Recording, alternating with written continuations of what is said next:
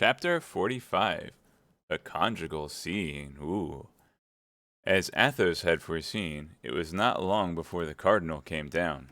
He opened the door of the room in which the Musketeers were, and found Porthos playing an earnest game of dice with Aramis. He cast a rapid glance around the room, and perceived that one of his men was missing. "What has become of Monseigneur Athos?" asked he.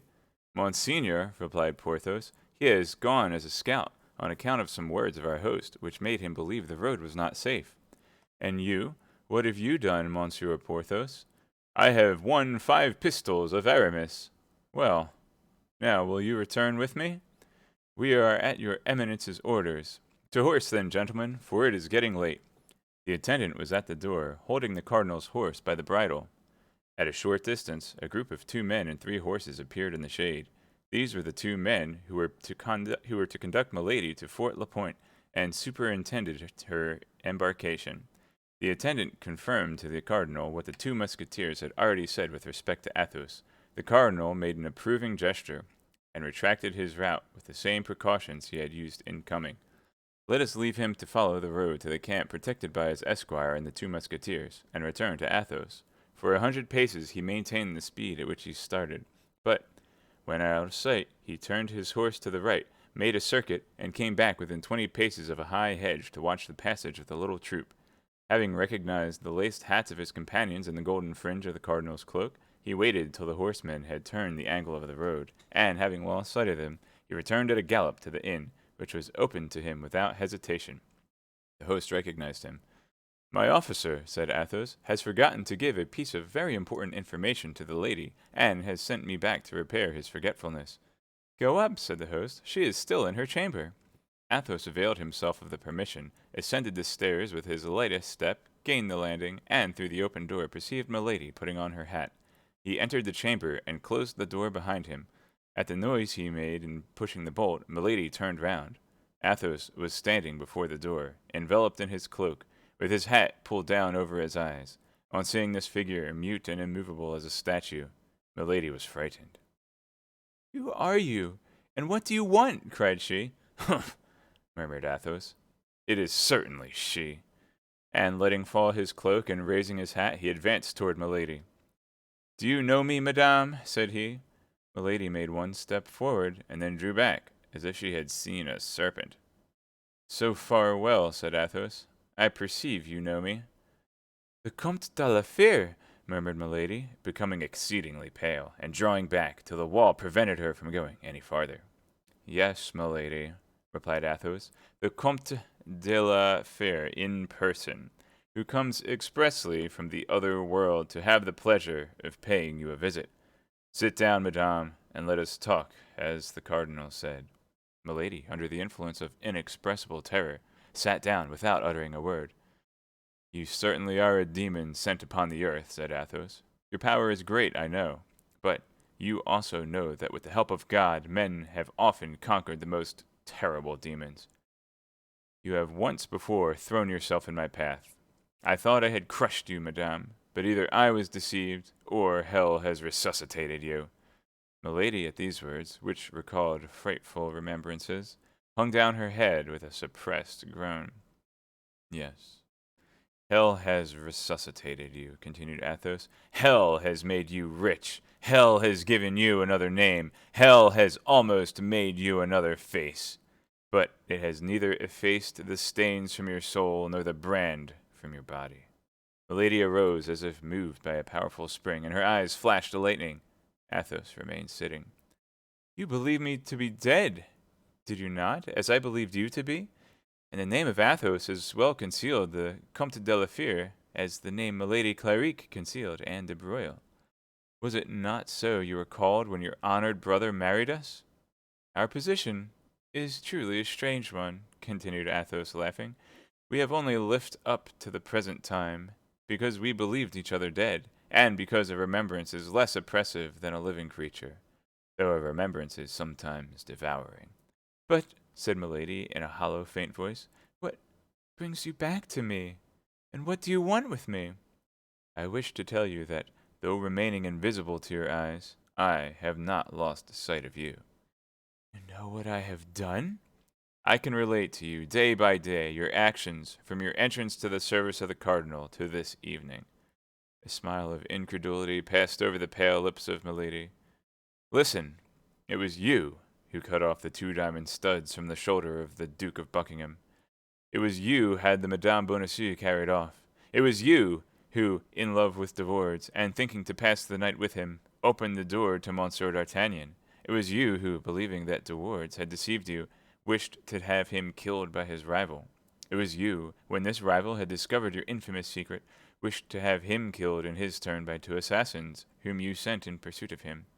It was you who, finding the balls had missed their mark, sent poisoned wine with a forged letter to make your victim believe that the wine came from his friends.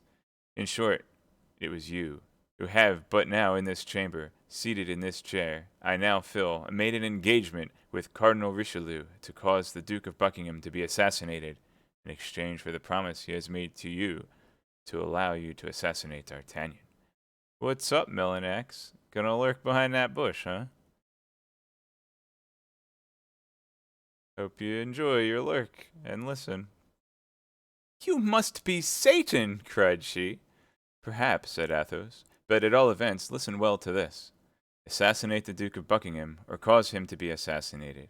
I care very little about that. I don't know him. Besides, he is an Englishman. But do not touch, with the tip of your finger, a single hair of D'Artagnan, who is a faithful friend whom I love and defend, or, I swear to you, by the head of my father, the crime which you shall have endeavored to commit, or shall have committed, shall be the last. Monsieur d'Artagnan has cruelly insulted me, said Milady in a hollow tone. Monsieur d'Artagnan shall die. Indeed, is it possible to insult you, madame? Said Athos, laughing. He has insulted you, and he shall die. He shall die, replied Milady. She first, and he afterward. Athos was seized with a kind of vertigo. The sight of this creature, who had nothing of the woman about her, recalled awful remembrances. He thought how one day, in a less dangerous situation than the one in which he was now placed, he had already endeavored to sacrifice her to his honor. He desired for blood returned, burning his brain and pervading his frame like a raging fever. He arose in his turn, reached his hand to his belt, drew forth a pistol, and cocked it. The lady, pale as a corpse, endeavored to cry out, but her swollen tongue could utter no more than a hoarse sound which had nothing human in it and resembled the rattle of a wild beast. Motionless against the dark tapestry, with her hair in disorder, she appeared like a horrid image of terror. Athos slowly raised his pistol, stretched out his arm so that the weapon almost touched Milady's forehead, and then, in a voice the more terrible from having the supreme calmness of a fixed resolution, Madame, said he, you will this instant deliver to me the paper the cardinal signed, or upon my soul I will blow your brains out. With another man, Milady might have preserved some doubt, but she knew Athos. Nevertheless, she remained motionless. 1 second to decide, said he. Milady saw by the contraction of his countenance that the trigger was about to be pulled. She reached her hand quickly to her bosom, drew out a paper, and held it toward Athos. Take it, said she, and be accursed. Athos took the paper, returned the pistol to his belt, approached the lamp to be assured that it was the paper, unfolded it, and read. December 3rd, 1627. It is by my order, and for the good of the state, that the bearer of this has done what he has done. Richelieu. Now, said Athos, resuming his cloak and putting on his hat, now that I have drawn your teeth, viper, bite if you can. And he left the chamber without once looking behind him. At the door, he found the 2 men and the spare horse which they held. Gentlemen, said he, Monseigneur's order is, you know, to conduct that woman without losing time to Fort La Pointe, and never to leave her till she is on board. As these words agreed wholly with the order they had received, they bowed their heads in sign of assent. With regard to Athos, he leaped lightly into the saddle and set out at a full gallop. Only instead of following the road, he went across the fields, urging his horse to the utmost and stopping occasionally to listen. In one of those halts, he heard the steps of several horses on the road. He had no doubt it was the cardinal and his escort. He immediately made a new point in advance, rubbed his horse down with some heath and leaves of trees, and placed himself some heath. Okay, that makes more sense. Rubbed his horse down with some heath and leaves of trees, and placed himself across the road, about 200 paces from the camp. "Who goes there?" cried he, as soon as he perceived the horsemen. "That is our brave musketeer, I think," said the cardinal. "Yes, monseigneur," said Porthos, "it is he." "Monsieur Athos," said Richelieu, "receive my thanks for the good guard you have kept. Gentlemen, we are arrived. Take the gate on the left. The watchword is King and Rey." Say these words, and the cardinal saluted the three friends with an inclination of his head, and took the right hand, followed by his attendant. For that night he himself slept in the camp. "Well," said Porthos and Aramis together, as soon as the cardinal was out of hearing. "Well, he signed the paper she required." "I know it," said Athos coolly, "and here it is." And the three friends did not exchange another word till they reached their quarters, except to give the watchword to the sentinels. Only they sent Mousqueton to tell Planchet that his master was requested, the instant that he left the trenches, to come to the quarters of the Musketeers. The lady, as Athos had foreseen, on finding the two men that awaited her, made no difficulty in following them. She had had for an instant an inclination to be reconducted to the cardinal and relate everything to him, but a revelation on her part would bring about a revelation on the part of Athos. She might say that Athos had hanged her, but then Athos would tell that she was branded. She thought it was best to preserve the silence, to discreetly set off to accomplish her difficult mission with her usual skill, and then, all things being accomplished to the satisfaction of the cardinal, to come to him and claim her vengeance.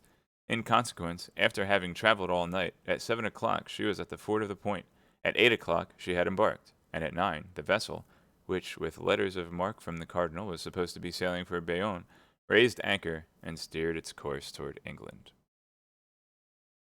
Chapter 46. The Bastion Saint Gervais. On arriving at the lodgings of his three friends, D'Artagnan found them assembled in the same chamber. Athos was meditating, Porthos was twisting his moustache, Aramis was saying his prayers in a charming little book of hours, bound in blue velvet. "Pardieu, gentlemen," said he, "I hope that you have to tell me is worth the trouble, or else, I warn you, I will not pardon you for making me come here instead of getting a little rest after a night spent in taking and dismantling a bastion. Ah, why, were you not there, gentlemen? It was warm work." "We were in a place where it is not very cold," replied Porthos, giving his moustache a twist which was peculiar to him. "Hush!" said Athos. "Oh, oh!" said D'Artagnan, comprehending the slight frown of the Musketeer. "It appears there is something fresh aboard." "Aramis," said Athos, "you went to breakfast the other day before yesterday at the inn of Parpilotte, I believe?" "Yes." "How did you fare?" "For my part, I ate but little. The day before yesterday was a fish day, and they had nothing but meat." "What?" said Athos. "No fish at a seaport?" "They say," said Aramis, resuming his pious reading, "that the dike which the cardinal is making drives them all out into the open sea." "But that is not quite what I mean to ask you, Aramis," replied Athos.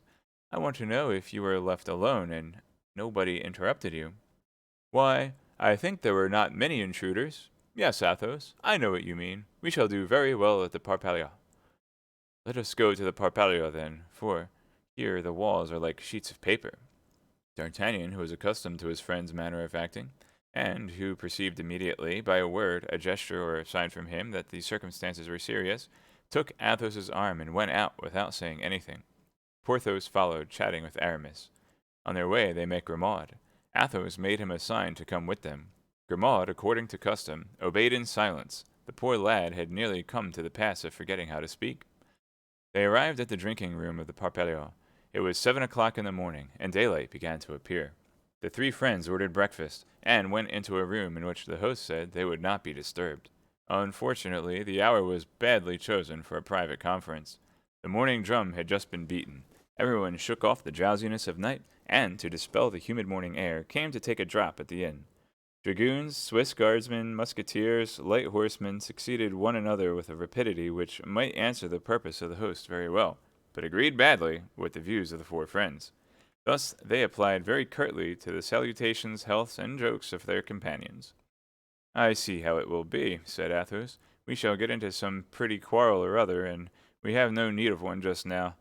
D'Artagnan, tell us what sort of a night you have had, and we will describe ours afterward." "Ah, yes," said a light horseman, with a glass of brandy in his hand, which he sipped slowly. "I hear you gentlemen of the guards have been in the trenches tonight, and that you do not get much the best of the Rocheleros. D'Artagnan looked at Athos to know if he ought to reply to this intruder, who thus mixed unasked in their conversation. Well, said Athos, don't you hear Monsieur de Busigny? Who does you the honor to ask you a question? Relate what has passed during the night, since these gentlemen desire to know it. Have you not taken a bastion? Said a Swiss, who was drinking rum out of a beer glass. Yes, monsieur, said D'Artagnan, bowing. We have had that honor. We even have, as you may have learned, introduced a barrel of powder under one of the angles, which, in blowing up, made a very pretty breach. Without reckoning that, as the bastion was not built yesterday, all the rest of the building was badly shaken.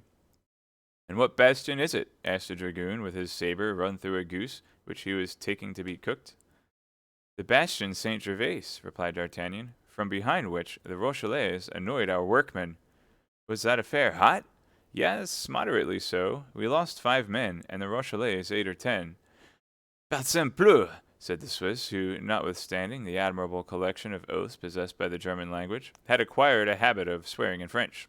But it is probable, said the light horseman, that they will send pioneers this morning to repair the bastion.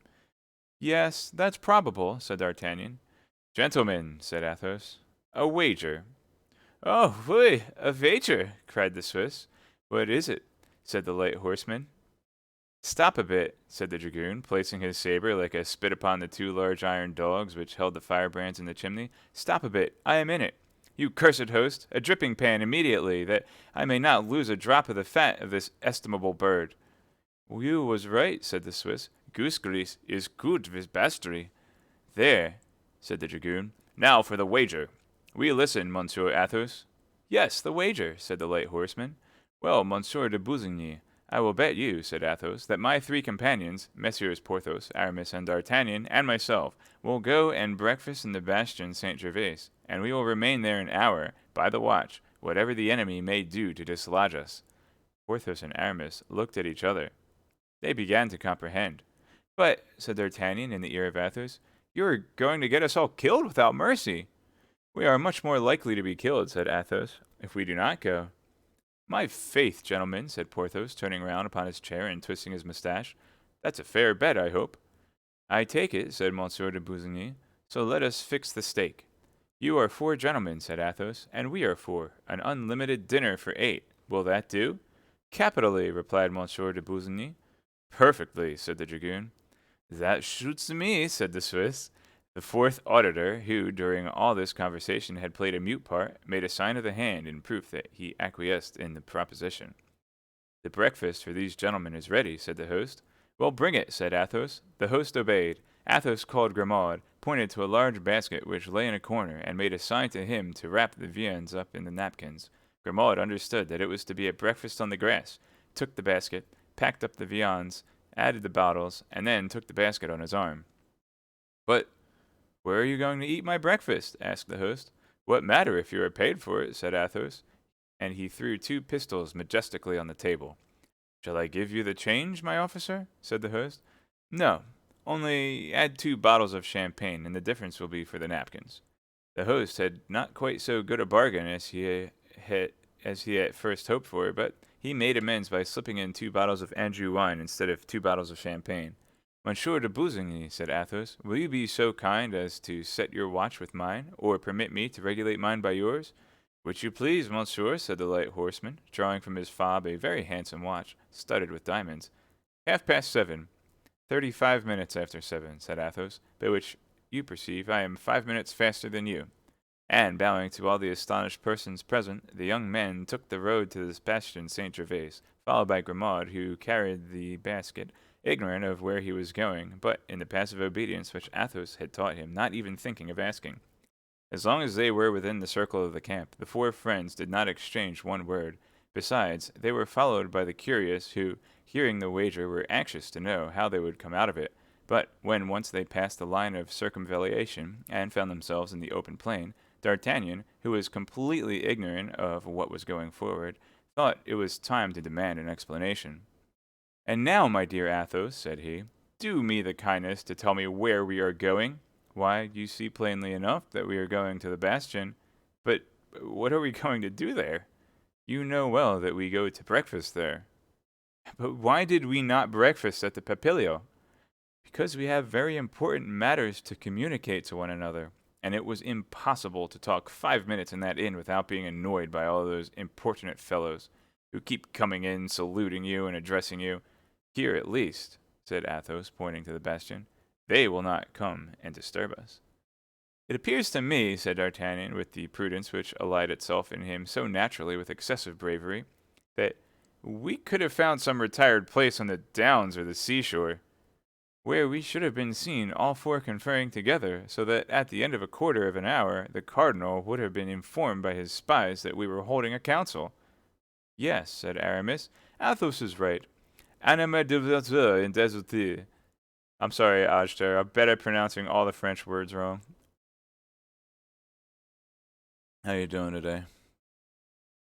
A desert would not have been amiss, said Porthos, but it behooved us to find it. There is no desert where a bird cannot pass over one's head, where a fish cannot leap out of the water, where a rabbit cannot come out of its burrow, and I believe that bird, fish, and rabbit each becomes a spy of the cardinal. Better, then, pursue our enterprise, from which besides we cannot retreat without shame. We have made a wager which could not have been foreseen, and of which I defy anyone to divine the true cause. We are going, in order to win it, to remain an hour in the bastion. Either way shall be attacked or not. If we are not, we shall have all the time to talk, and nobody will hear us, for I guarantee the walls of the bastion have no ears. If we are, we will talk of our affairs just the same. Moreover, in defending ourselves, we shall cover ourselves with glory. You see that everything is to our advantage. Yes, said D'Artagnan, but we shall indubitably attract a ball. Well, my dear, replied Athos, you know well that the balls most to be dreaded are not from the enemy. But for such an expedition we surely ought to have brought our muskets. You are stupid, friend Porthos. Why should we load ourselves with a useless burden? I don't find a good musket, 12 cartridges, and a powder flask very useless in the face of an enemy. Well, replied Athos, have you not heard what D'Artagnan said? What did he say? Demanded Porthos. D'Artagnan said that in the attack of last night 8 or 10 Frenchmen were killed, and as many Rochellais. What then? The bodies were not plundered, were they? It appears the conquerors had something else to do. Well? Well, we shall find their muskets, their cartridges, and their flasks, and instead of 4 musketoons and 12 balls, we shall have 15 guns and 100 chargers to fire. Oh, Athos, said Aramis, truly you are a great man. Porthos nodded in sign of agreement. D'Artagnan alone did not seem convinced. Grimaud, no doubt, shared the misgivings of the young man, foreseeing that they had continued to advance toward the bastion, something he had till then doubted. He pulled his master by the skirt of his cloak. Where are we going? Asked he by a gesture. Athos pointed to the bastion. But, said Grimaud in the same silent dialect, we shall leave our skins there. Athos raised his eyes and his finger toward heaven. Grimaud put his basket on the ground and sat down with a shake of the head. Athos took a pistol from his belt, looked to see if it was properly primed, cocked it, and placed the muzzle close to Grimaud's ear. Grimaud was on his legs again, as if by a spring. Athos then made him a sign to take up his basket and to walk on first. Grimaud obeyed. All that Grimaud gained by this momentary pantomime was to pass from the rear guard to the vanguard. Arrived at the bastion, the 4 friends turned round. More than 300 soldiers of all kinds were assembled at the gate of the camp, and in a separate group might be distinguished Monsieur de Busigny, the dragoon, the Swiss, and the 4th better. Athos took off his hat, placed it on the end of his sword, and waved it in the air. All the spectators returned him his salute, accompanying his curtsy with a loud hurrah which was audible to the 4, after which all 4 disappeared into the bastion, whither Grimaud had preceded them. Chapter 47. The Council of the Musketeers. As Athos had foreseen, the bastion was only occupied by a dozen corpses, French and Rochellais. Gentlemen, said Athos, who had assumed the command of the expedition, while Grimaud spreads the table, let us begin by collecting the guns and cartridges together. We can talk while performing that necessary task. These gentlemen, added he, pointing to the bodies, cannot hear us. But we could throw them into the ditch, said Porthos, after having assured ourselves they have nothing in their pockets. Yes, said Athos, that's Grimaud's business. Well then, cried D'Artagnan, pray let Grimaud search them, and throw them over the walls. Heaven forfend, said Athos, they may serve us. These bodies serve us, said Porthos. You are mad, dear friend. Judge not rashly, say the gospel and the cardinal, replied Athos. How many guns, gentlemen? 12, replied Aramis. How many shots? 100. That's quite as many as we shall want. Let us load the guns. The four musketeers went to work, and as they were loading the last musket, Grimaud announced that the breakfast was ready. Athos replied, always by gestures, that was well, and indicated to Grimaud by pointing to a turret that resembled a pepper caster that he was to stand as sentinel. Only to alleviate the tediousness of the duty, Athos allowed him to take a loaf, 2 cutlets, and a bottle of wine. And now to table, said Athos. The four friends seated themselves on the ground with their legs crossed like Turks, or even tailors. And now, said D'Artagnan, as there is no longer any fear of being overheard, I hope you are going to let me into your secret. I hope at the same time to procure you amusement and glory, gentlemen, said Athos. I have induced you to take a charming promenade. Here is a delicious breakfast, and yonder are 500 persons, as you may see through the loopholes, taking us for heroes or madmen, 2 classes of imbeciles, greatly resembling each other. But the secret, said D'Artagnan. The secret is, said Athos, that I saw Milady last night. D'Artagnan was lifting a glass to his lips, but at the name of Milady, his hand trembled so that he was obliged to put the glass on the ground again for fear of spilling the contents. You saw your what? Hush! Interrupted Athos. You forget, my dear, you forget that these gentlemen are not initiated into my family affairs like yourself. I have seen Milady. Where? Demanded D'Artagnan. Within 2 leagues of this place, at the inn of the Red Dovecote. In that case I am lost, said D'Artagnan. Not so bad yet, replied Athos, for by this time she must have quit to the shores of France. D'Artagnan breathed again. But after all, asked Porthos, who is Milady?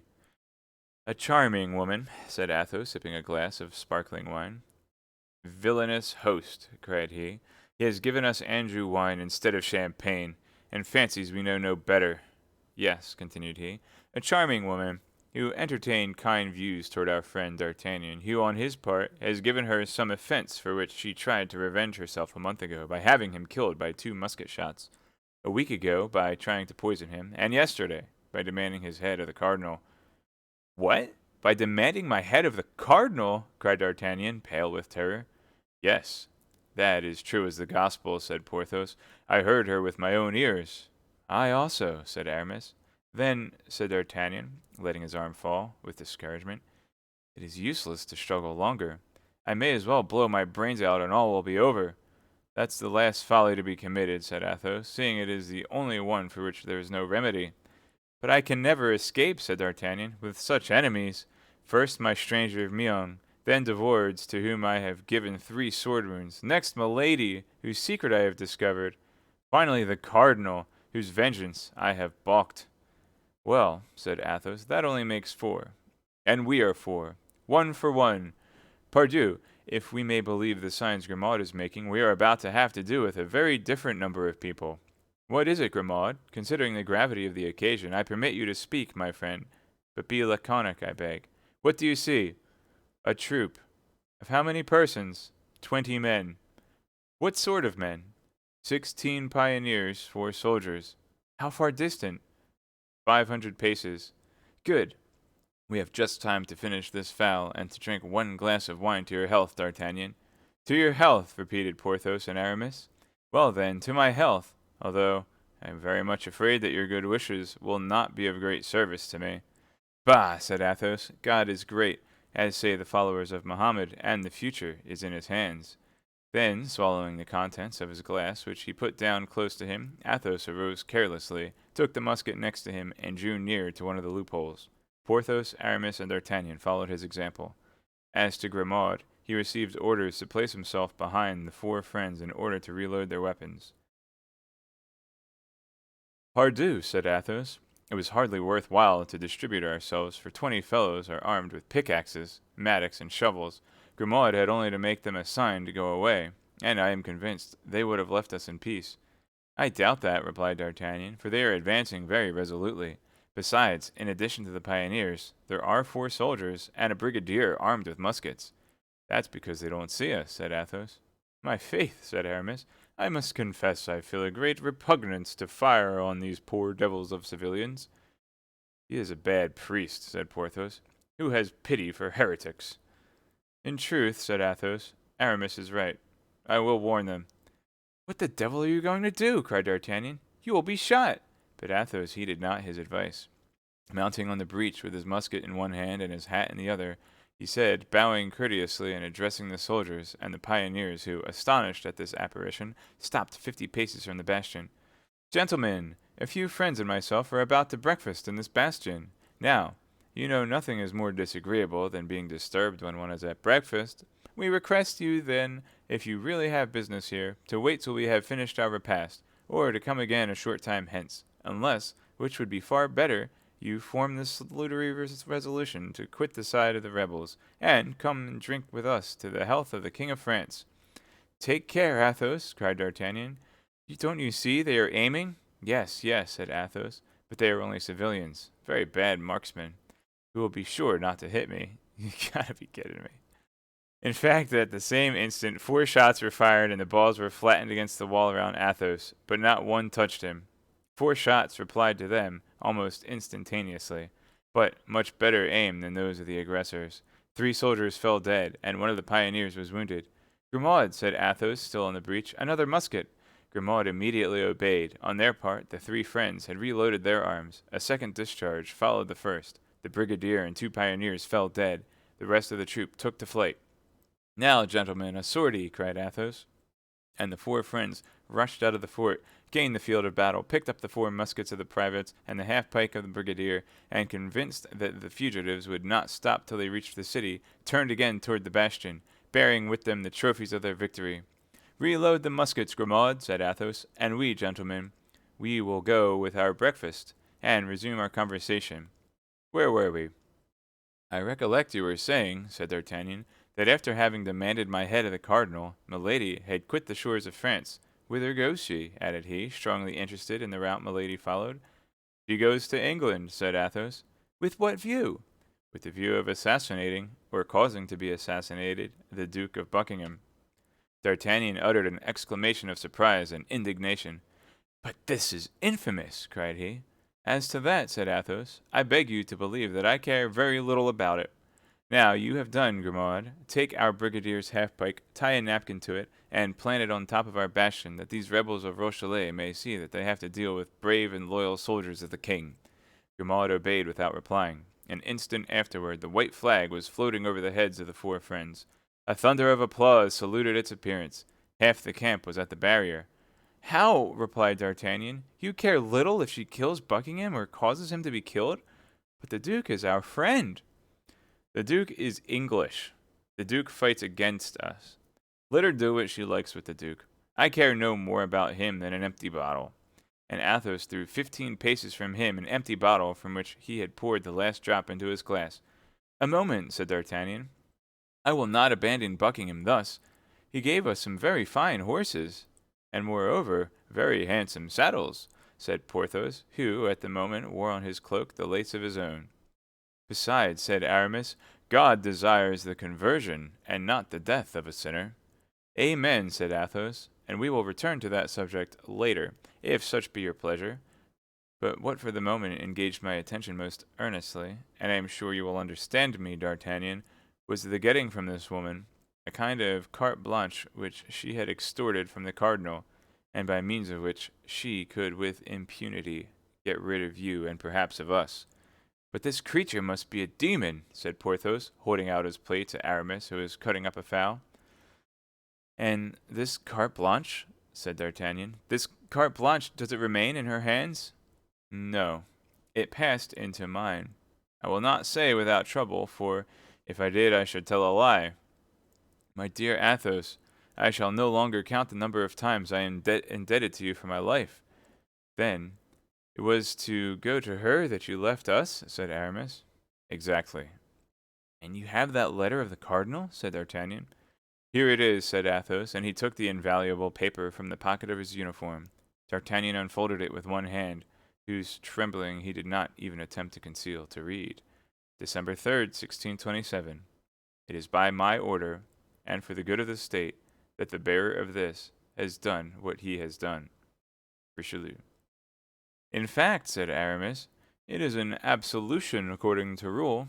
That paper must be torn to pieces, said D'Artagnan, who fancied he read it in the sentence of his death. On the contrary, said Athos, it must be preserved carefully. I would not give up this paper if covered with as many gold pieces. And what shall she do now? Asked the young man. Why, replied Athos carelessly, she is probably going to write to the cardinal that a damned musketeer named Athos has taken her safe conduct from her by force. She will advise him in the same letter to get rid of his two friends, Aramis and Porthos. At the same time, the cardinal will remember that these are the same men who have often crossed his path, and then, some fine morning, he will arrest D'Artagnan, and for fear he should feel lonely, he will send us to keep him company in the Bastille.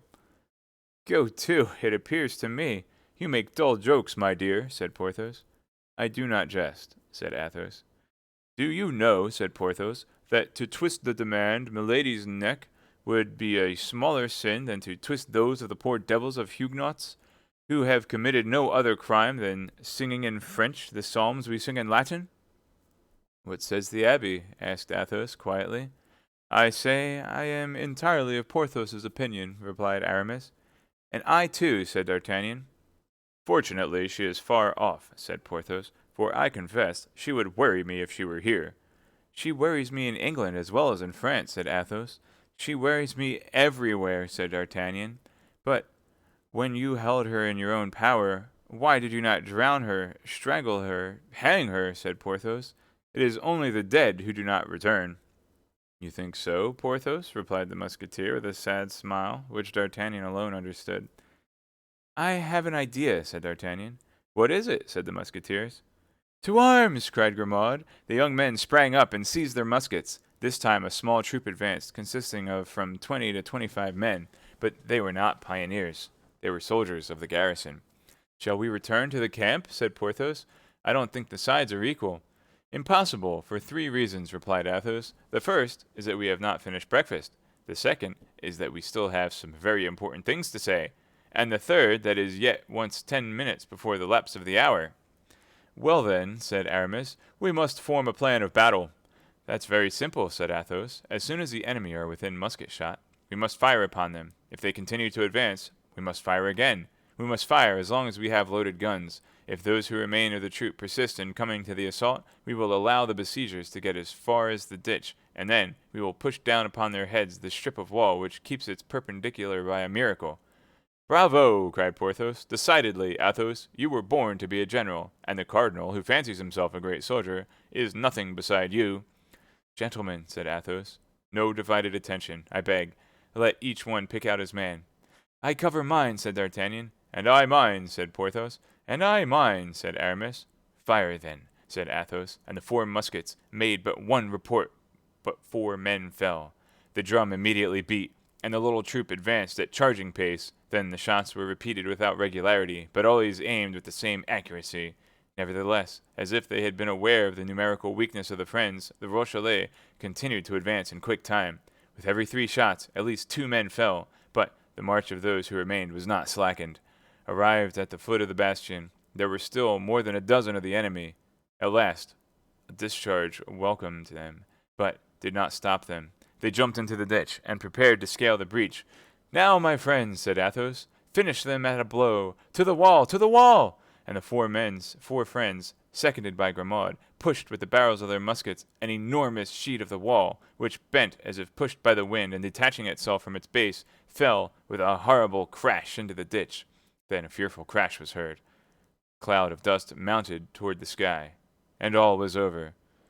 Can we have destroyed them all, from the first to the last? Said Athos. My faith, it appears so, said D'Artagnan. No, cried Porthos. There go 3 or 4 limping away. In fact, 3 or 4 of these unfortunate men, covered with dirt and blood, fled along the hollow way, and at length regained the city. These were all who were left of the little troop. Athos looked at his watch. Gentlemen, said he, we have been here an hour, and our wager is won, but we will be fair players. Besides, D'Artagnan has not told us his idea yet. And the musketeer, with his usual coolness, reseated himself before the remains of the breakfast. My idea? Said D'Artagnan. Yes, you said you had an idea, said Athos. Oh, I remember, said D'Artagnan. Well, I will go to England a second time. I will go and find Buckingham. You shall not do that, D'Artagnan, said Athos coolly.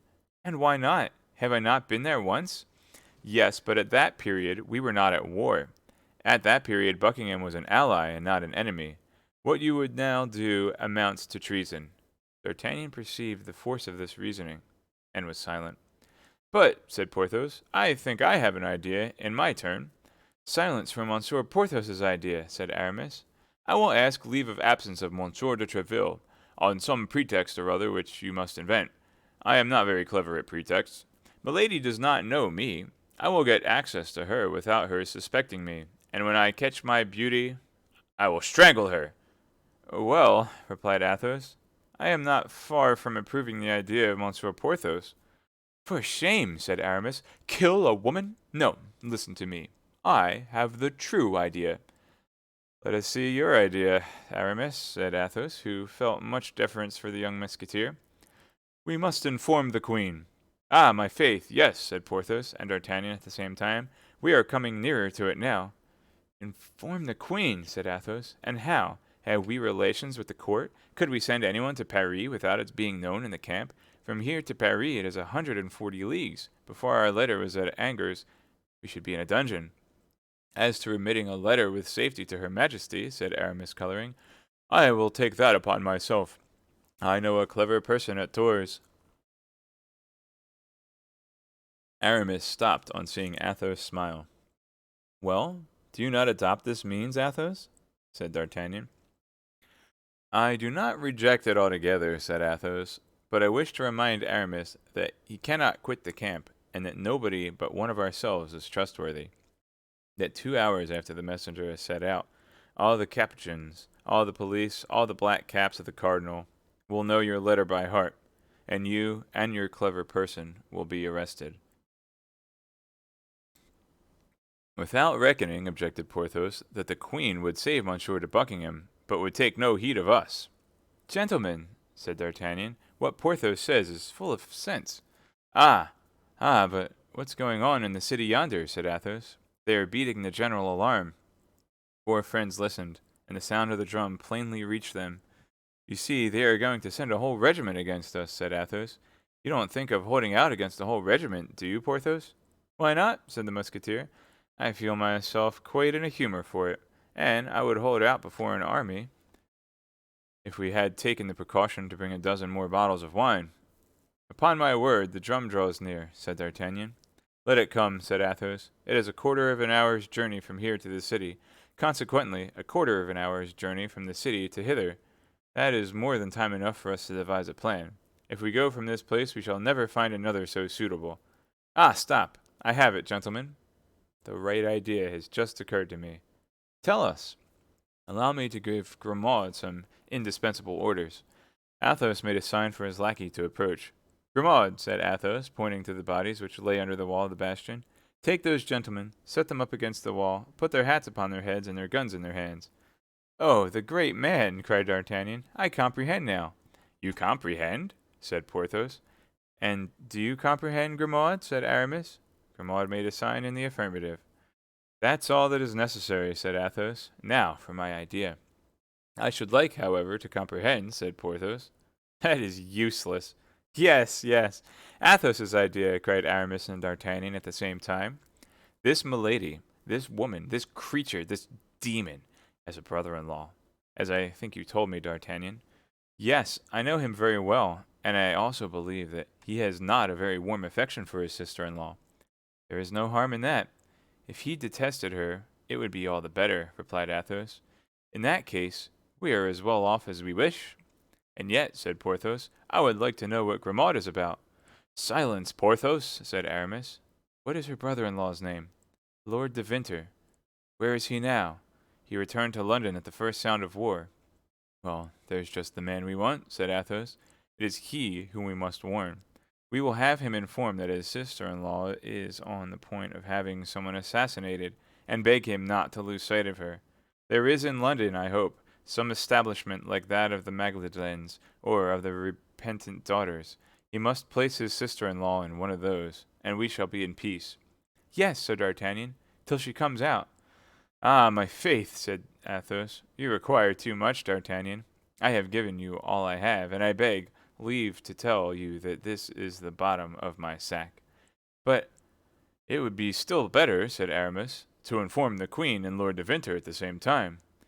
Yes, but who is to carry the letter to Tours, and who to London? I answer for Bateson, said Aramis. And I for Planchet, said D'Artagnan. Aye, said Porthos. If we cannot leave the camp, our lackeys may.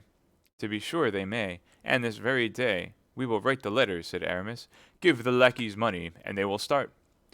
We will give them money, replied Athos. Have you any money? The four friends looked at one another, and a cloud came over the brows which but lately had been so cheerful. Look out, cried D'Artagnan. I see black points and red points moving yonder. Why did you talk of a regiment, Athos? It is a veritable army. My faith, yes, said Athos. There they are. See the sneaks come, without drum or trumpet. Ah, have you finished, Grimaud? Grimaud made a sign in the affirmative, and pointed to a dozen bodies which he had set up in the most picturesque attitudes. Some carried arms, others seemed to be taking aim, and the remainder appeared merely to be a sword in hand. Bravo, said Athos, that does honor to your imagination. All very well, said Porthos, but I should like to understand. Let us decamp first, and you will understand afterward. A moment, gentlemen, a moment. Give Grimaud time to clear away the breakfast. Ah, said Aramis, the black points and the red points are visibly enlarging. I am of D'Artagnan's opinion. We have no time to lose in regaining our camp. My faith, said Athos, I have nothing to say against a retreat. We bet upon 1 hour, and we have stayed an hour and a half. Nothing can be said. Let us be off, gentlemen. Let us be off. Grimaud was already ahead with the basket and the dessert. The four friends followed 10 paces behind him. What the devil shall we do now, gentlemen? Cried Athos. Have you forgotten anything? Said Aramis. The white flag, morbleu! We must not leave a flag in the hands of the enemy, even if that flag be but a napkin. And Athos ran back to the bastion, mounted the platform, and bore off the flag. But as the Rochellais had arrived within musket range, they opened a terrible fire upon this man, who appeared to expose himself for a pleasure's sake. But Athos might be said to bear a charmed life. The balls passed and whistled all around him. Not one struck him. Athos waved his flag, turning his back on the grounds of the city and saluting those of the camp. On both sides loud cries arose. On one side, cries of anger, on the other, cries of enthusiasm. A second discharge followed the first, and 3 balls, by passing through it, made the napkin really a flag. Cries were heard from the camp. Come down! Come down! Athos came down. His friends, who anxiously awaited him, saw him, returned with joy. Come along, Athos, come along, cried D'Artagnan. Now we have found everything except money. It would be stupid to be killed. But Athos continued to march majestically, whatever remarks his companions made, and they, finding their remarks useless, regulated their pace by his. Grimaud and his basket were far in advance, out of the range of the balls. At the end of the instant, they heard a furious fusillade. What's that? Asked Porthos. What are they firing at now? I hear no balls whistle, and I see nobody. They are firing at the corpses, replied Athos. But the dead cannot return fire. Certainly not. They will then fancy it is an ambuscade, and they will deliberate. And, by the time they have found out the pleasantry, we shall be out of the range of their balls. That renders it useless to get a pleurisy by too much haste. Pleurisy. Oh, I comprehend now, said the astonished Porthos. That's lucky, said Athos, shrugging his shoulders. On their part, the French, on seeing the 4 friends return at such a step, uttered cries of enthusiasm. At length a fresh discharge was heard, and this time the balls came rattling among the stones around the 4 friends, and whistling sharply in their ears. The Rochellais had at last taken possession of the bastion. These Rochellais are bungling fellows, said Athos. How many have we killed of them? A dozen? Or 15? How many did we crush under the wall? 8 or 10.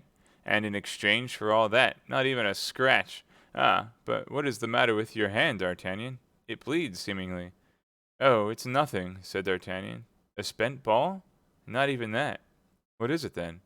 We have said that Athos loved D'Artagnan like a child, and this somber and inflexible personage felt the anxiety of a parent for the young man.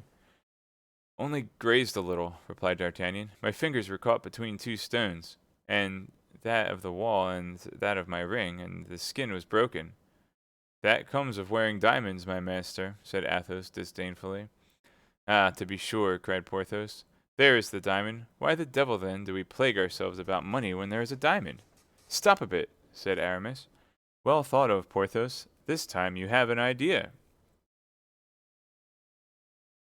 Undoubtedly, said Porthos, drawing himself up at Athos's compliment, as there is a diamond, let us sell it. But, said D'Artagnan, it is the queen's diamond. Stronger reason why it should be sold, replied Athos. The queen saving Monsieur de Buckingham, her lover. Nothing more just. The queen saving us, her friends. Nothing more moral. Let us sell the diamond. What says Monsieur the Abbé? I don't ask Porthos. His opinion has been given. Why, I think, said Aramis, blushing as usual, that his ring not coming from a mistress, and consequently not being a love token, D'Artagnan may sell it. My dear Aramis, you speak like a theology personified. Your advice, then, is— To sell the diamond, replied Aramis. Well, then, said D'Artagnan gaily, let us sell the diamond and say no more about it. The fusillade continued, but the four friends were out of reach, and the Rochellais only fired to appease their consciences. My faith, it was time that idea come into Porthos's head. Here we are at the camp. Therefore, gentlemen, not a word more of this affair. We are observed. They are coming to meet us. We shall be carried in triumph. In fact, as we have said, the whole camp was in motion. More than 2,000 persons had assisted, as at the spectacle, in this fortunate but wild undertaking of the four friends, an undertaking of which they were far from suspecting the real motive.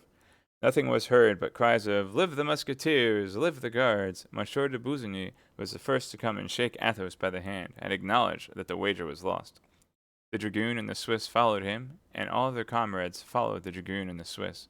There was nothing but felicitations, pressures of the hand, and embraces. There was no end to the inextinguishable laughter at the Rochellais. The tumult at length became so great that the cardinal fancied there must be some riot, and sent La Houdinière, his captain of the guards, to inquire what was going on.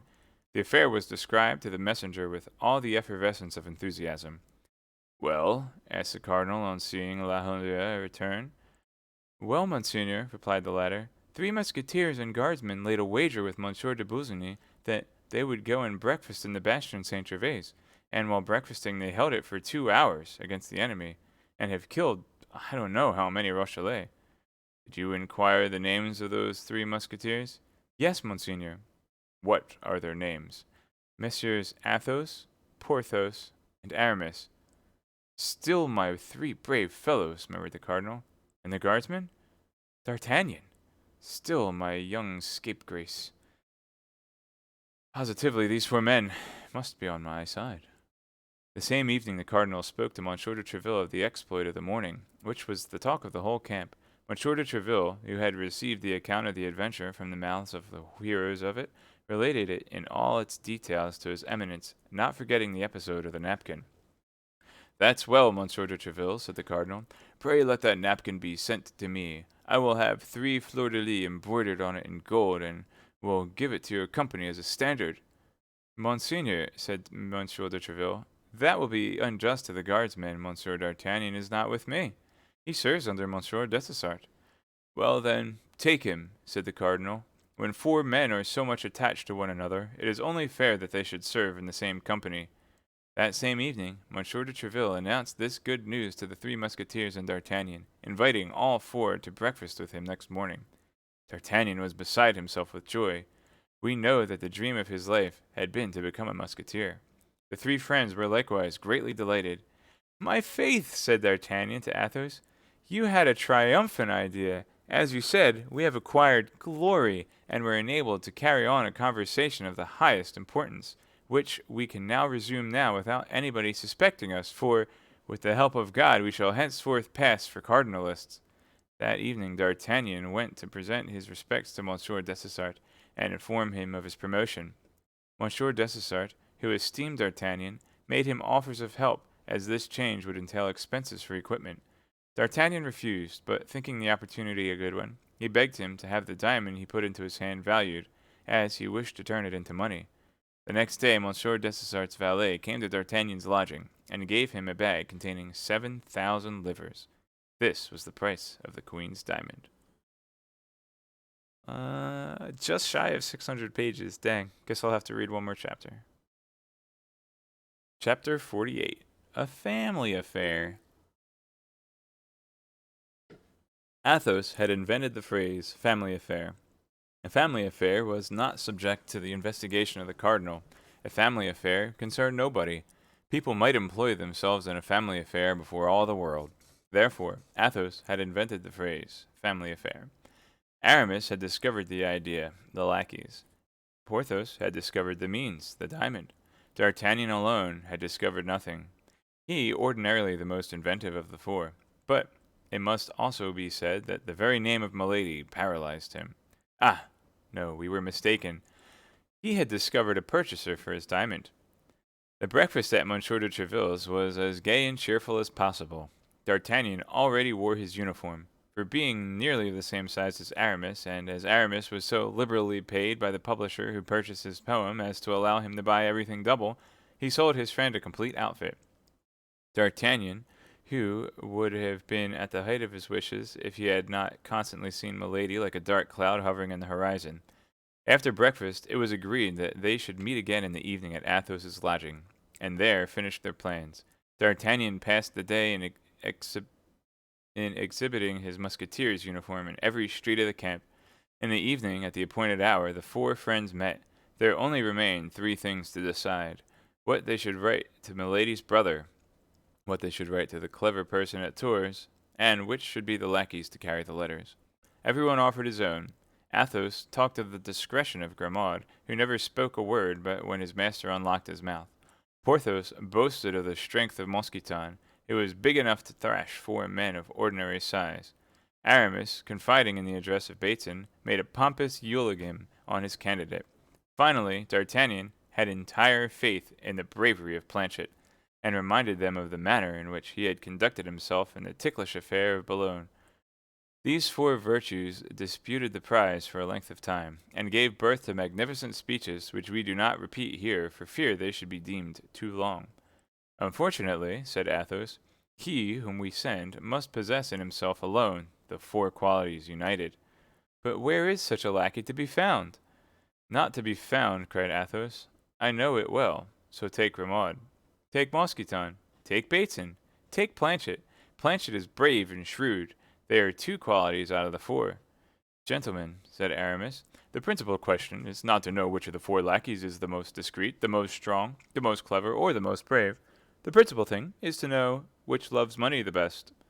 What Aramis says is very sensible, replied Athos.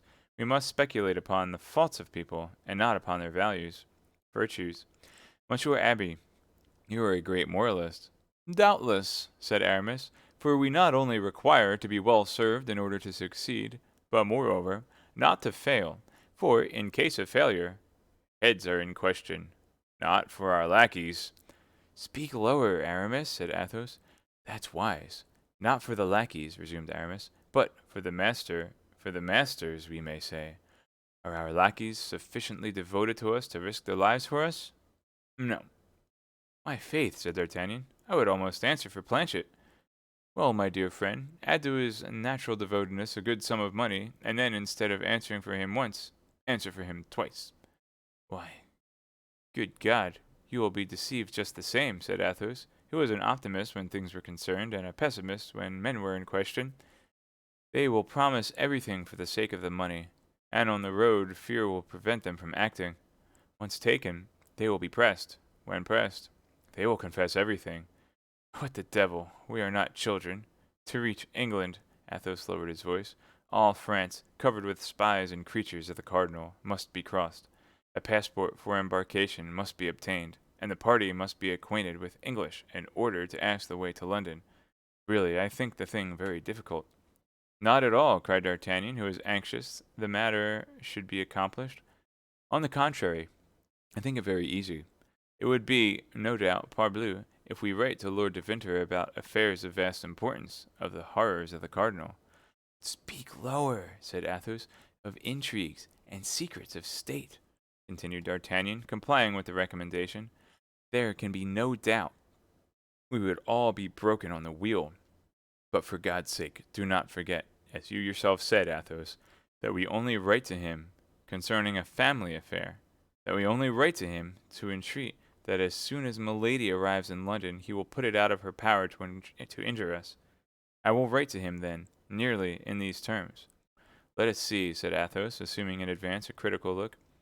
Monsieur and dear friend. Ah, yes, dear friend to an Englishman, interrupted Athos. Well commenced. Bravo, D'Artagnan. Only with that word, you would be quartered instead of being broken on the wheel. Well, perhaps I will say then, Monsieur, quite short.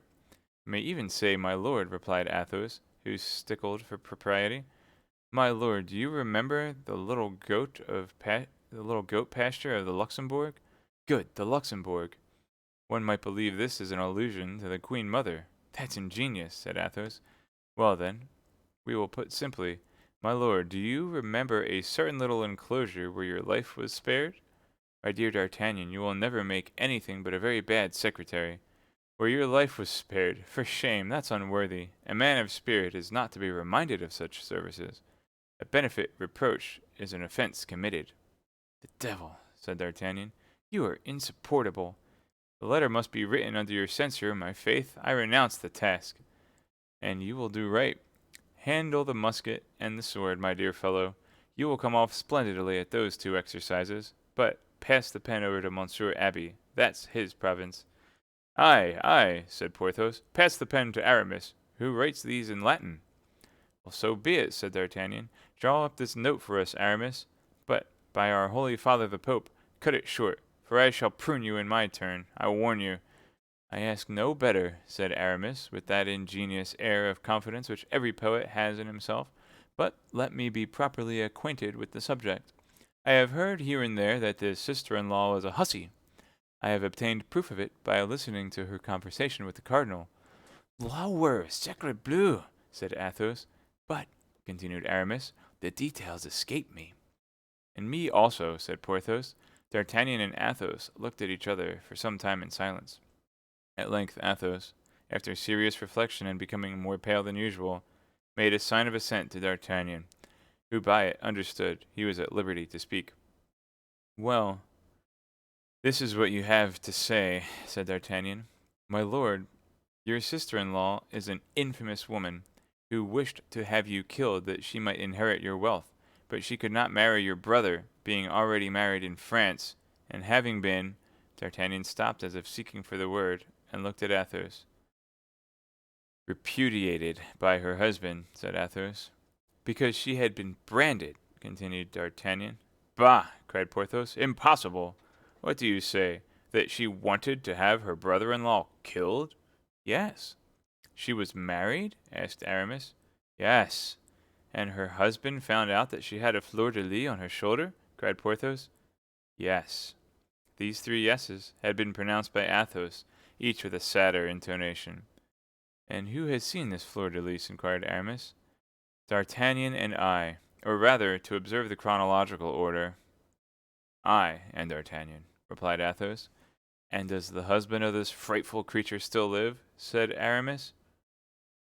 He still lives. Are you quite sure of it? I am he. There was a moment of cold silence, during which everyone was affected according to his nature.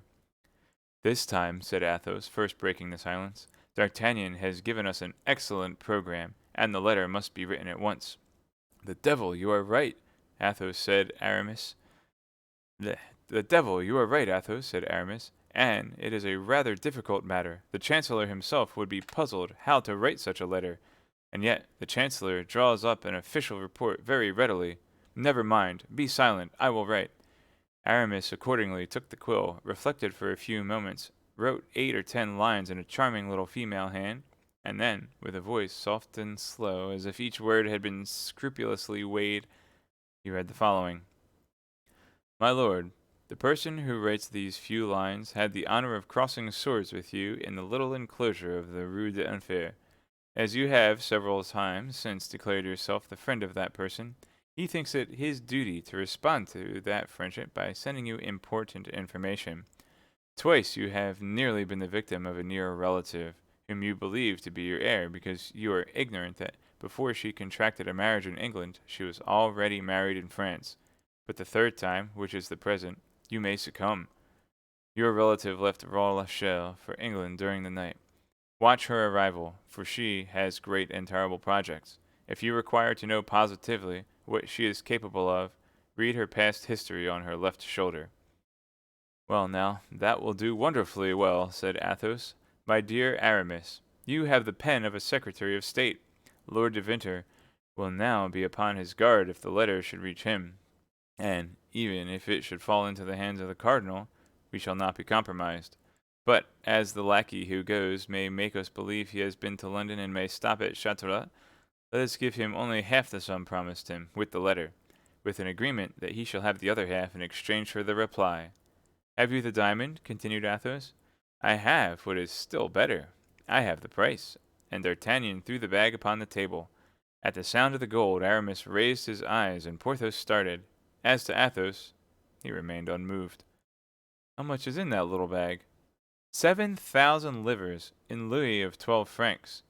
7,000 livres! Cried Porthos. That poor little diamond is worth 7,000 livres? It appears so, said Athos, since here they are. I don't suppose that our friend D'Artagnan has added any of his own to the amount. But, gentlemen, in all this, said D'Artagnan, we do not think of the queen. Let us take some heed of the welfare of her dear Buckingham. That is the least we owe her. That's true, said Athos, but that concerns Aramis. Well, replied the latter, blushing, what must I say? Oh, that's simple enough, replied Athos. Write a second letter for the clever personage who lives at Tours. Aramis resumed his pen, reflecting a little, and wrote the following lines, which he immediately submitted to the approbation of his friends. My dear cousin. Ah, said Athos. This clever person is your relative, then? Cousin german. Go on to your cousin, then. Aramis continued. My dear cousin, His Eminence, the Cardinal, whom God preserve for the happiness of France and the confusion of the enemies of the kingdom, is on the point of putting an end to the hectic rebellion of La Rochelle. It is probable that the succor of the English fleet will never even arrive in sight of the place. I will even venture to say that I am certain Monsieur de Buckingham will be prevented from setting out by some great event. His Eminence is the most illustrious politician of times past, of times present, and probably of times to come. He would extinguish the sun if the sun incommoded him. Give these happy tidings to your sister, my dear cousin. I have dreamed that the unlucky Englishman was dead. I cannot recollect whether it was by steel or by prison. Only of this I am sure. I have dreamed he was dead, and you know my dreams never deceive me. Be assured, then, of seeing me soon return. Capital, cried Athos. You are the king of poets, my dear Aramis. You speak like the Apocalypse, and you are as true as the Gospel. There is nothing now to do but to put the address to this letter. That is easily done, said Aramis. He folded the letter fancifully and took up his pen and wrote, To Millie Mulchon, seamstress, Tours. The three friends looked at one another and laughed. They were caught. Now, said Aramis, you will please to understand, gentlemen, that Bateson alone can carry this letter to Tours. My cousin knows nobody but Bateson, and places confidence in nobody but him. Any other person would fail. Besides, Bateson is ambitious and learned.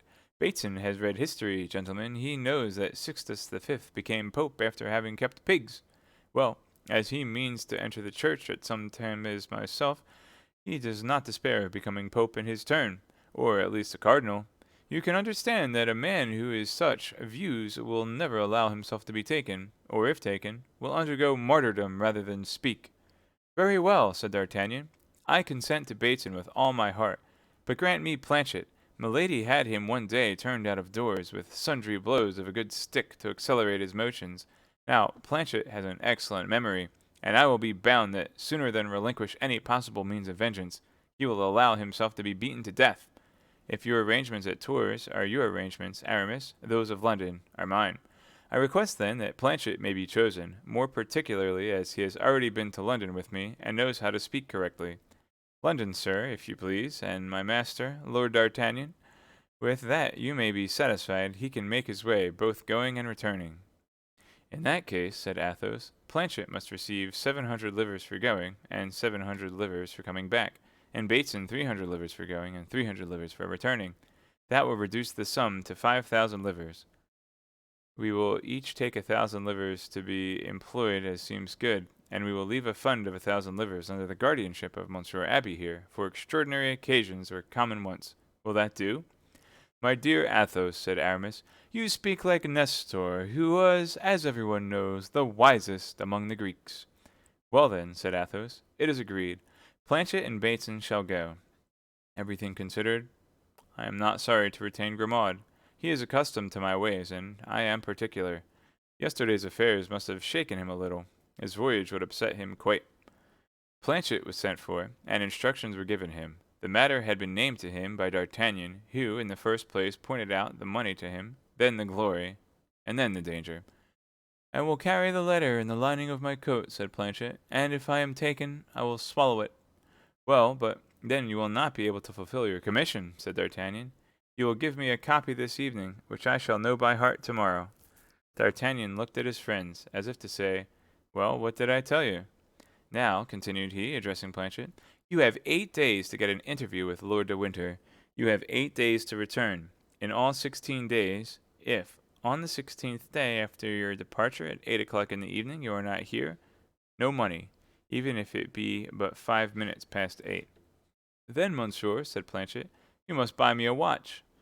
Take this, said Athos, with his usual careless generosity, giving him his own, and be a good lad. Remember, if you talk, you babble. If you get drunk, you risk your master's head, who has so much confidence in your fidelity, and who answers for you. But remember also, that if by your fault any evil happens to D'Artagnan, I will find you, wherever you may be, for the purpose of ripping up your belly. Oh, monsieur, said Planchet, humiliated by the suspicion, and, moreover, terrified at the calm air of the Musketeer. And I, said Porthos, rolling his large eyes, remember, I will skin you alive. Ah, monsieur, and I, said Aramis with a soft, melodious voice, remember that I will roast you at a slow fire, like a savage. Ah, monsieur! Planchet began to weep. We will not venture to say whether it was from terror created by the threats or from tenderness at seeing 4 friends so closely united. D'Artagnan took his hand. See, Planchet, said he, these gentlemen only say this out of affection for me. But at bottom, they all like you. Ah, monsieur, said Planchet, I will succeed, or I will consent to be cut in quarters. And if they do cut me in quarters, be assured that not a morsel of me will speak. It was decided that Planchet should be set out the next day at 8 o'clock in the morning, in order, as he had said, that he might during the night learn the letter by heart. He gained just 12 hours by this engagement. He was to be back on the 16th day, by 8 o'clock in the evening. In the morning, as he was mounting his horse, D'Artagnan, who felt at the bottom of his heart a partiality for the Duke, took Planchet aside. Listen, said he to him, when you have given the letter to Lord de Winter, and he has read it, you will further say to him, Watch over his grace Lord Buckingham, for they wish to assassinate him. But this, Planchet, is so serious and important that I have not informed my friends that I would entrust this secret to you. And for a captain's commission, I would not write it. Be satisfied, monsieur, said Planchet. You shall see if confidence can be placed in me. Mounted on an excellent horse, which he was to leave at the end of 20 leagues, in order to take his post, Planchet set off at a gallop. His spirits a little depressed by the triple promise made him by the Musketeers, but otherwise as light-hearted as possible. Bateson set out the next day for Tours, and was allowed 8 days for performing his commission. The 4 friends, during the period of these 2 absences, had, as may well be supposed, the eye on the watch, the nose to the wind, and the ear on the hark. Their days were passed in endeavoring to catch all that was said, in observing the proceeding of the cardinal, and in looking out for all the couriers who arrived. More than once an involuntary trembling seized them when called upon for some unexpected service. They had, besides, to look constantly to their own proper safety. Milady was a phantom which, when it had once appeared to people, did not allow them to sleep very quietly. On the morning of the 8th day, Bateson, fresh as ever and smiling according to custom, entered the cabaret of the Parpillon as the 4 friends were sitting down to breakfast, saying, as had been agreed upon, Monsieur Aramis, the answer from your cousin. The 4 friends exchanged a joyful glance. Half of the work was done. It is true, however, that it was the shorter and easier part. Aramis, blushing in spite of himself, took the letter, which was in a large, coarse hand, and not particularly for its orthography. "Good God!" cried he, laughing. "I quite despair of my poor Michon. She will never write like Monsieur de Vautrin." "What does you mean by poor Michon?" said the Swiss, who was chatting with the four friends when the letter came. "Oh, pardieu, less than nothing," said Aramis. "A charming little seamstress, whom I love dearly, and from whose hand I requested a few lines of sort of a keepsake." "The devil!" said the Swiss. "If she has a great lady, as her writing is large, you are a lucky fellow, comrade." Aramis read the letter, and passed it to Athos. "See what she writes to me, Athos," said he. Athos cast a glance over the epistle, and to disperse all the suspicions that might have been created, read aloud: "My cousin, my sister and I are skillful in interpreting dreams, and even entertain great fear of them. But of yours it may be said, I hope, every dream is an illusion. Adieu, take care of yourself, and act so that we may from time to time hear you spoken of. Marie Michon." "And what dreams does she mean?" asked the dragoon, who had approached during the reading. "Yes, what's the dream?" said the Swiss. "Well, pardieu," said Aramis, "it was only this. I had a dream, and I related it to her." "Yes, yes," said the Swiss. "It's simple enough to tell a dream, but I never dream." "You are very fortunate," said Athos, rising. "I wish I could say as much." "Never," replied the Swiss, enchanted that a man like Athos could envy him anything. "Never, never." D'Artagnan, seeing Athos rise, did likewise, took his arm, and went out. Porthos and Aramis remained behind to encounter the jokes of the dragoon and the Swiss.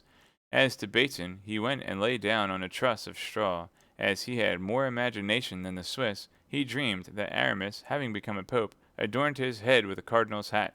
But, as we have said, Baeton had not, by his fortunate return, removed more than a part of the uneasiness which weighed upon the four friends. The days of expectation are long, and D'Artagnan, in particular, would have wagered that the days were 44 hours.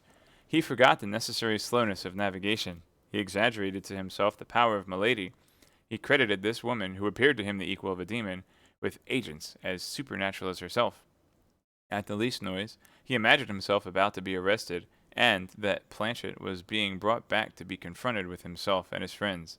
Still further, his confidence in the worthy Picard, at one time so great, diminished day by day. This anxiety became so great that it even extended to Aramis and Porthos. Athos alone remained unmoved, as if no danger hovered over him, as if he breathed his customary atmosphere. On the sixth day, in particular, these signs were so strong in D'Artagnan that his two friends that they could not remain quiet in one place, and wandered about like ghosts on the road by which Planchet was expected. "Really," said Athos to them, "you are not men but children, to let a woman terrify you so. And what does it amount to, after all? To be imprisoned. Well, but we should be taken out of prison. Madame Bonacieux was released. To be decapitated? Why, every day in the trenches we go cheerfully to expose ourselves to worse than that, for a bullet may break a leg, and I am convinced a surgeon would give us more pain in cutting off a thigh than an executioner in cutting off a head. Wait quietly, then. In 2 hours, in 4, in 6 hours at latest, Planchet will be here. He promised to be here, and I have very great faith in Planchet, who appears to me to be a very good lad." "But if he does not come?" said D'Artagnan. "Well, if he does not come, it will be because he has been delayed, that's all. He may have fallen from his horse. He may have cut a caper from the deck. He may have traveled so fast against the wind as to have brought on a violent catra. Ah, gentlemen, let us reckon upon accidents. Life is a chaplet of little miseries, which the philosopher counts with a smile. Be philosophers, as I am, gentlemen. Sit down at the table and let us drink. Nothing makes the future look so bright as surveying it through a glass of Chambertin." "That's all very well," replied D'Artagnan, "but I am tired of fearing when I open a fresh bottle that the wine may come from the cellar of Milady." "You are very fastidious," said Athos. "Such a beautiful woman." "Woman of mark," said Porthos, with his loud laugh. Athos started, and passed his hand over his brow to remove the drops of perspiration that burst forth, and rose in his turn with a nervous movement he could not repress. The day, however, passed away, and the evening came on slowly, but finally it came. The bars were filled with the drinkers. Athos, who had pocketed his share of the diamond, seldom quit the Parpillio. He had found in Monsieur de Busigny, who, by the by, had given them a magnificent dinner, a partner worthy of his company. They were playing together as usual. When 7 o'clock sounded, the patrol was heard passing to double the posts. At 7:30, the retreat was sounded. "We are lost," said D'Artagnan, in the ear of Athos. "You mean to say we have lost," said Athos quietly, drawing 4 pistols from his pocket and throwing them upon the table. "Come, gentlemen," said he, "they are beating the tattoo. Let us to bed." And Athos went out of the Parpillio, followed by D'Artagnan. Aramis came behind, giving his arm to Porthos. Aramis mumbled verses to himself, and Porthos, from time to time, pulled a hair or two from his mustache, in sign of despair. But all at once, a shadow appeared in the darkness, the outline of which was familiar to D'Artagnan, and a well-known voice said, "Monsieur, I have brought your cloak. It is chilly this evening." "Planchet!" cried D'Artagnan, beside himself with joy. "Planchet!" replied Aramis and Porthos. "Well, yes, Planchet, to be sure," said Athos. "What is there so astonishing in that? He promised to be back by 8 o'clock, and 8 is striking. Bravo, Planchet! You are a lad of your word, and if ever you leave your master, I will promise you a place in my service." "Oh, no, never," said Planchet. "I will never leave Monsieur d'Artagnan." At the same time, D'Artagnan felt that Planchet slipped a note into his hand.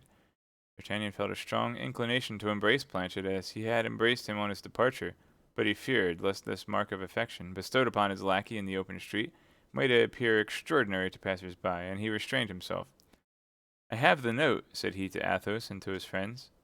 "That is well," said Athos. "Let us go home and read it." The note burned the hand of D'Artagnan. He wished to hasten their steps, but Athos took his arm and passed it under his own, and the young man was forced to regulate his pace by that of his friend. At length they reached the tent, lit a lamp, and while Planchet stood at the entrance that the 4 friends might not be surprised, D'Artagnan, with a trembling hand, broke the seal and opened the so anxiously expected letter. It contained half a line, in a hand perfectly British, and with a consciousness as perfectly Spartan. "Thank you. Be easy." D'Artagnan translated this for the others. Athos took the letter from the hands of D'Artagnan, approached the lamp, set fire to the paper, and did not let go till it was reduced to a cinder. Then, calling Planchet, he said, "Now, my lad, you may claim your 700 livres, but you did not run much risk with such a note as that." "I am not to blame for having tried every means to compress it," said Planchet. "Well," cried D'Artagnan, "tell us all about it." "Dame, that's a long job, monsieur."